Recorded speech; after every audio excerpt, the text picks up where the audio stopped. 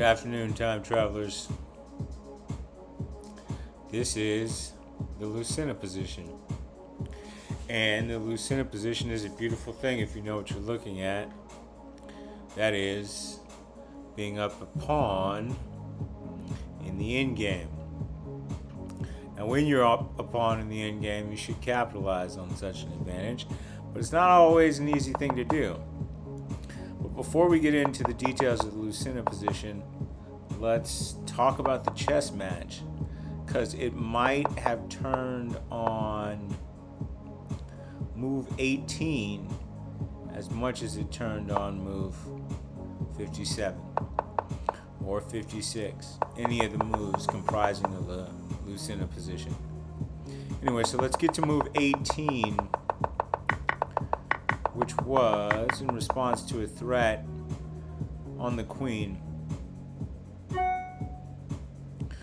White moved queen to f4, or queen to grand parish if you're using descriptive notation.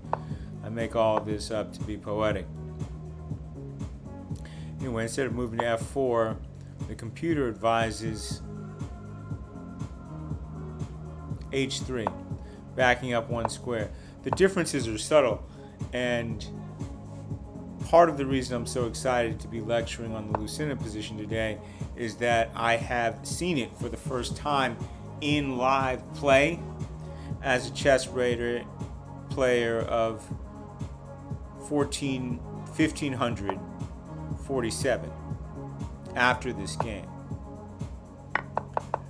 Now, being a 1500 chess player may mean a lot. It may mean nothing at all to you, but one of the reasons that I've called this the TimeTravlr Chess channel is because chess ratings happen to look to me like years in the Gregorian calendar. The Lucena position, I'm nerding out now unabashedly and unashamedly so, the Lucena position was named for a 15th century Spanish scholar named Luis Ramirez de Lucena. So you see, I am now seeing the Lucena position with a rating, or with the vision of a rating that very nearly mirrors the years in which Lucena himself may have lived, which is to say I'm getting deeper in the game. In any event, this queen moving back to a3 is not something, to h3 is not something I would have seen however many years ago, but it did occur to me why the computer makes this suggestion now. And the reason is, well, it keeps the pawn pinned.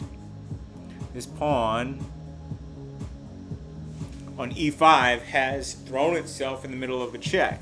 Now the computer also wants the king on the black side to avoid this check by moving to b7. Now king b7 is a decent move, and it's done with long-term king safety, but what I wanted here and why I made the decision I did was tempo.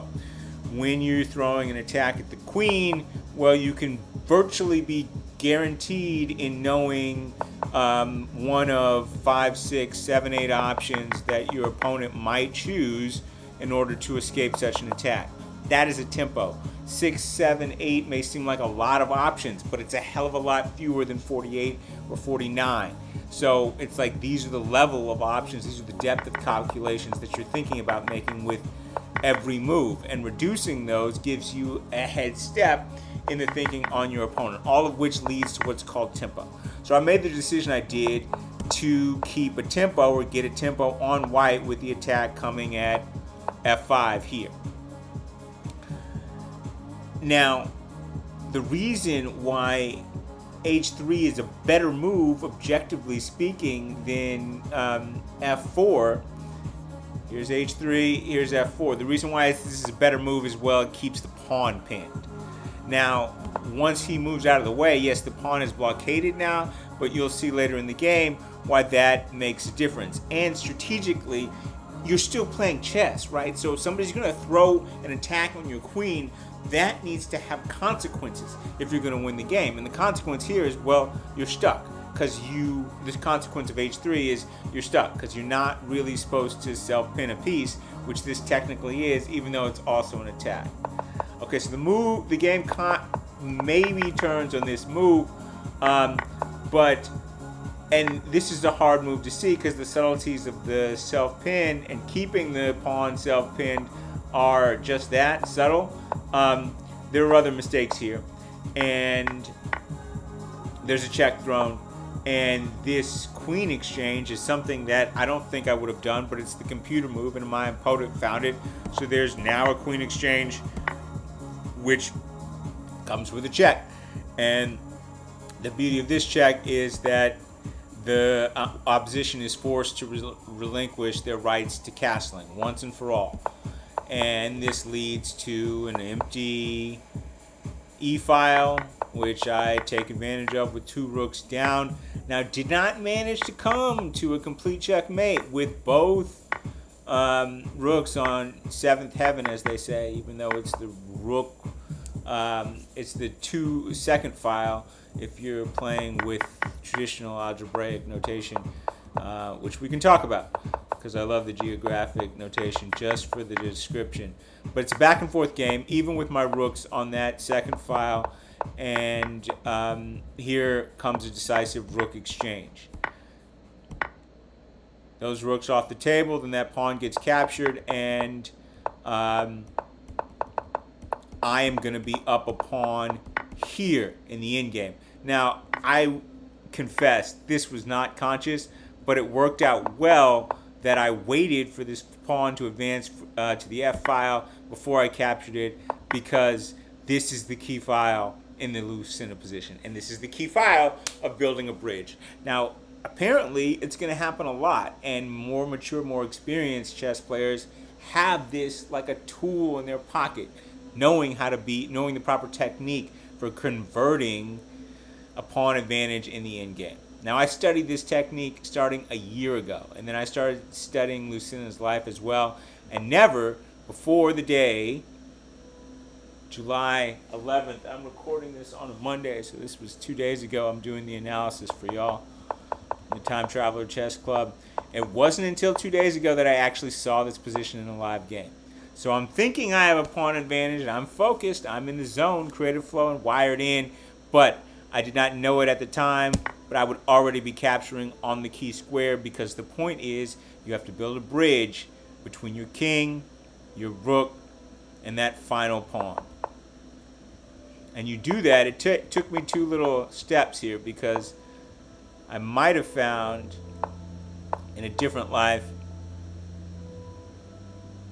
king to e2 before I made this king to e1 move.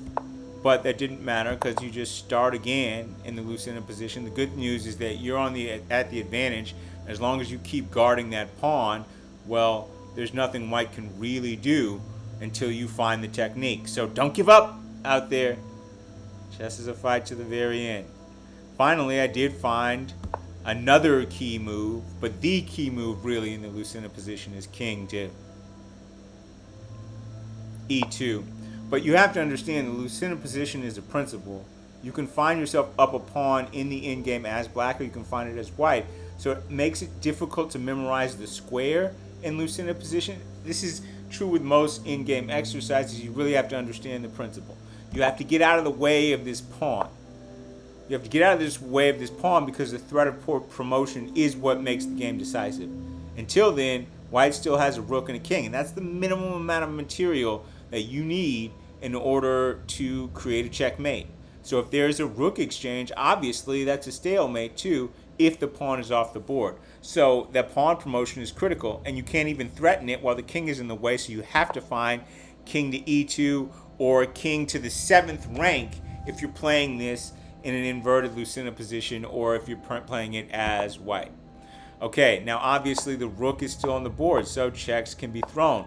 And the only way you can stop continuous checks from being thrown if you are up a pawn in the endgame is finally connect your king with your rook, i.e. put your rook in a position so that he can block a check. But you have to do so when the king is close enough and can defend the rook. The key is you have to do all this while making sure that the rook doesn't capture the promotion pawn. So this is why you have to hesitate one in your advancement down the board. You have to move king to e3 next. So there's a lot of key moves in the Lucena position. First, you have to find this move to the second rank. Then you have to tap twice on the third rank before moving to the fourth rank. And once you get to the fourth rank, well, then you have fourth and fifth connected. You've built a bridge. He throws the final check. Block that check. There's nothing that the opposition can do. The rook will get recaptured and that pawn will promote. And that is the Lucena position. It is a beautiful thing.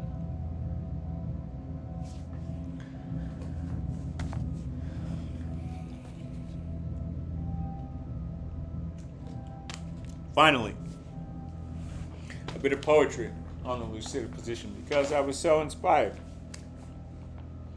After the game, I wrote this down in my chess journal. By the way, once you start climbing in the 1400s and the 1500s, I highly recommend bringing a chess journal. Taking notes is a helpful thing as well. The Lucena position. Overcome with desire and dangerously in love, foolishly so, needing the competition, wanting you so. Seeing it is there and unable to resist, you did so studiously. Learn to build a bridge.